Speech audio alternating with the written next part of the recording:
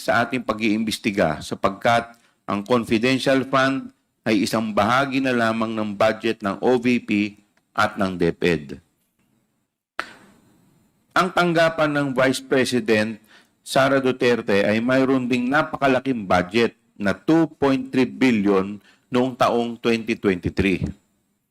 At dahil sa mga hindi maipaliwanag na gastos, noong 2024 ay kinailangang bawasan ang budget ng kanyang opisina sa 733.2 million. Ngunit para sa taong 2025, muli siyang humiling na bigyan siya ng 2.37 billion pesos.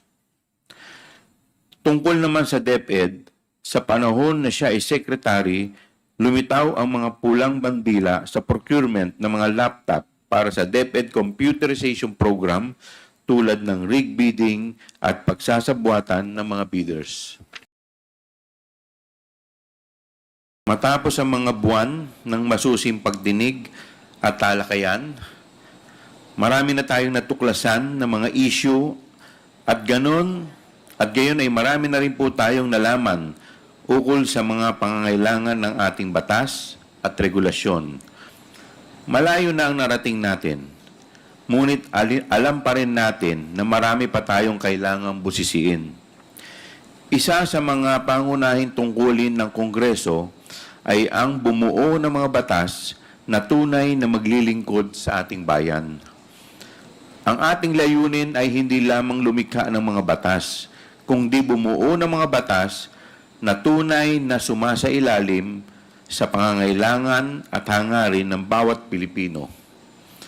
Sa bawat hearing tayo ay naglalakbay sa mga sulok ng ating mga batas, nagiging mata at tenga ng ating mga kababayan. Dito natin natutuklasan ang mga kakulangan ng ating batas. Mga puwang na bilang mga kongresista ay dapat nating sikapin na punan upang mas mapabuti ang ating sistema at ang kalagayan ng ating bansa.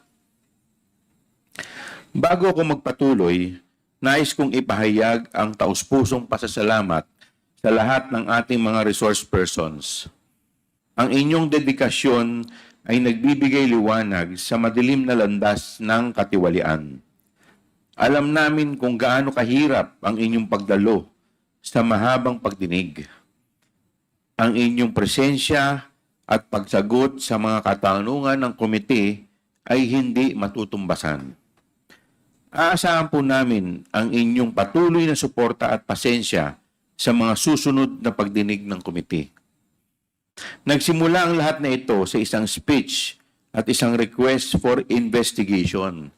Kung ating aalalahanin, nagkaroon ng privilege speech number 379 si Congressman Rolando Valeriano noong September 3, 2024 tungkol sa paggamit ng public funds ng Office of the Vice President mula 2022 hanggang 2024.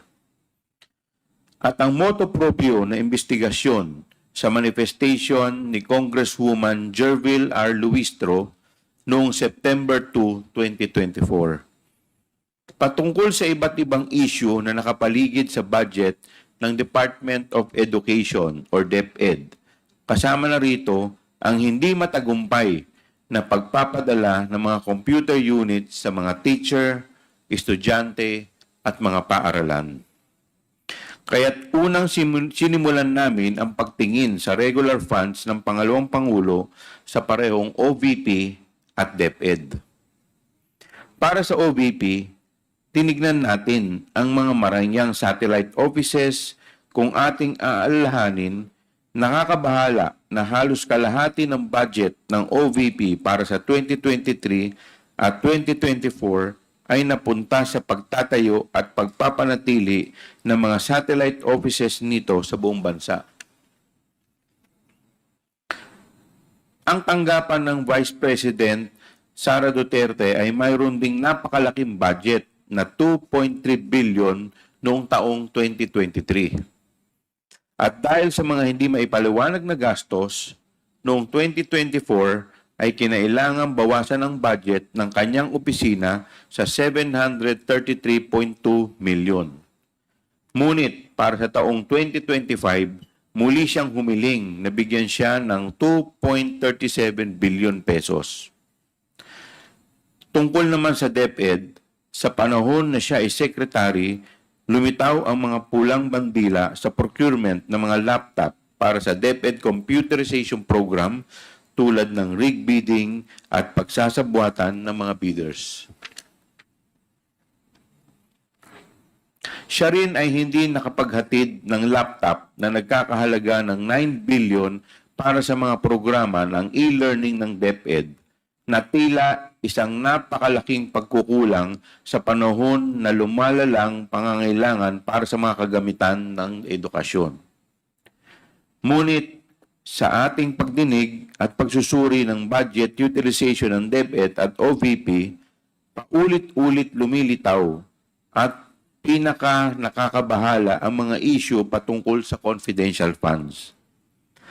Napakalaking halaga po ang perang ito.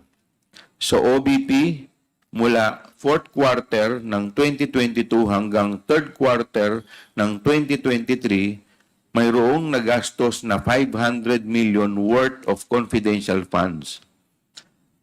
Habang sa DepEd naman, mula 1st quarter hanggang 3rd quarter ng 2023, ay may 112.5 million pesos naman.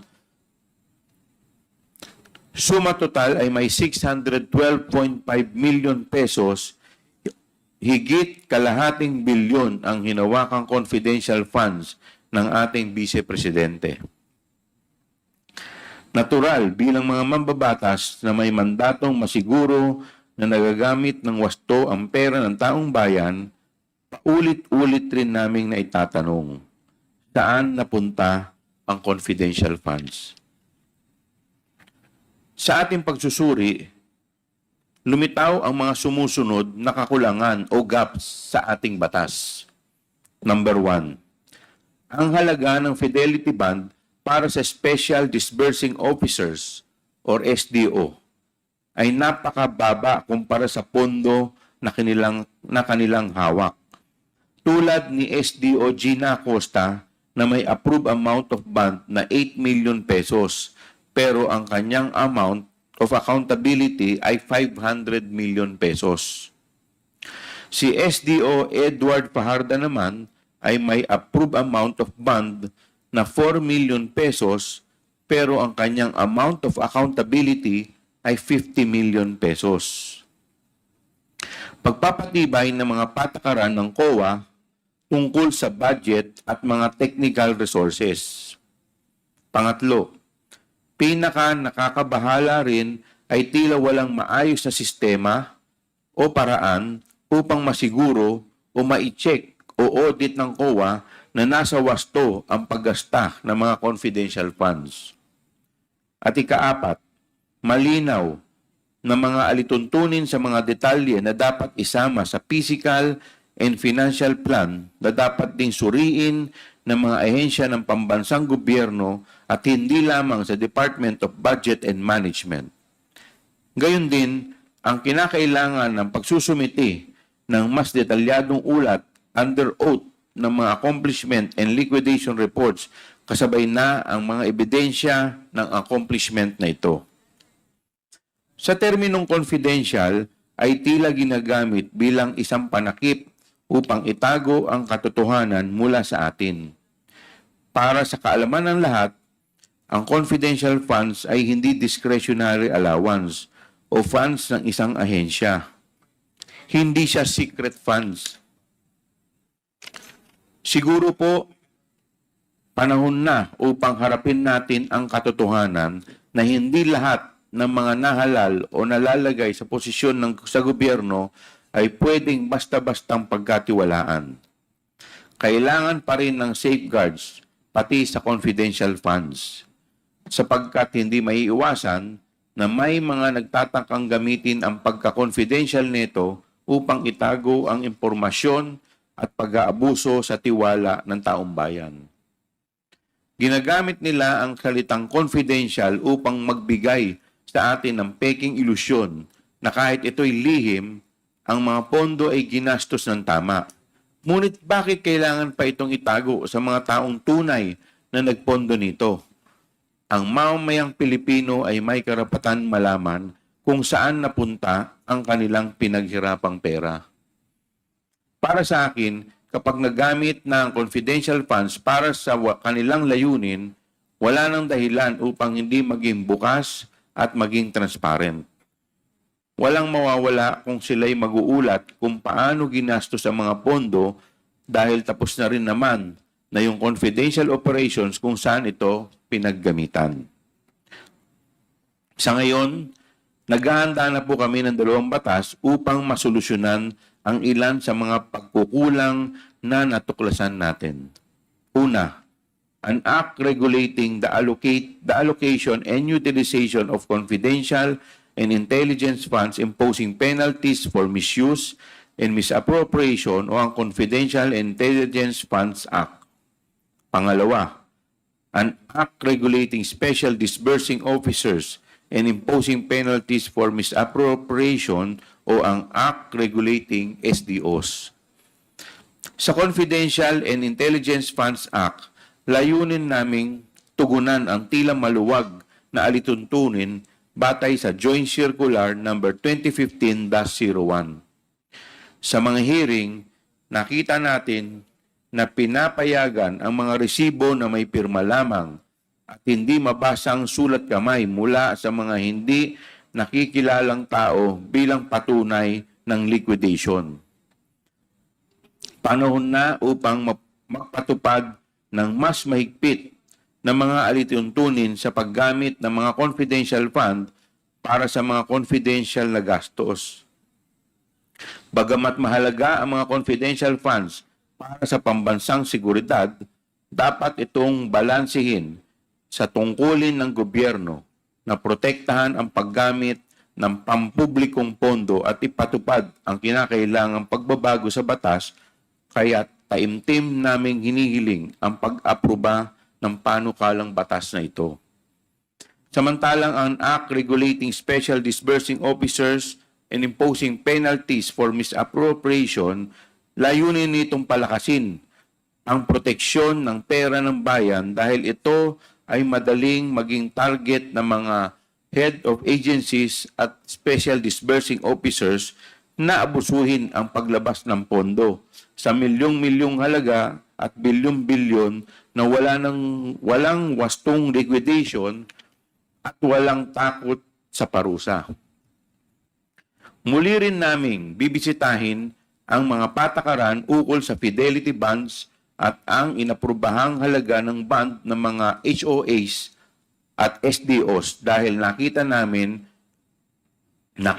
natin kung gaano kalaki ang pagkakaiba nito na tila nawawala na ang kabuluhan, ang layunin ng pagpapataw ng bond mula sa simula. Bagamat marami pa rin katanungan tungkol sa confidential funds, sapat na ang ating natuklasan para magampanan ang ating mandato na gumawa ng batas para sa ikabubuti ng ating bansa. Ngunit hindi tayo titigil sa ating pag-iimbestiga sapagkat ang confidential fund ay isang bahagi na lamang ng budget ng OVP at ng DepEd. Marami pa tayong kailangang busisiin at suriin upang matukoy kung ano pang aspeto ng paggamit ng pera ng bayan ang kailangang punan ng batas. At para po sa kaalaman ng lahat, ang ating pong request sa PSA or sa Philippine Statistics Authority ukol sa pangalang Mary Grace Piatos ay ating pong na-receive ang kanilang tugon dito nung dated November 25, 2024 at dito sinasabi nila na base sa kanilang record ay walang ipinanganak na Mary Grace Piatos ang pangalan. Alinsunod dito, tayo po ay sumulat upang isumite ang 677 pang pangalan na nakalagay sa acknowledgement receipt ng DepEd kung saan Tayo po ay binigyan ng tugon ng Philippine Statistics Office dated December 8, 2024. At dito, kanila pong sinasabi na out of 677 individuals, 405 ay walang birth certificate o walang record sa birth certificate o pwede nating sabihin na non-existent.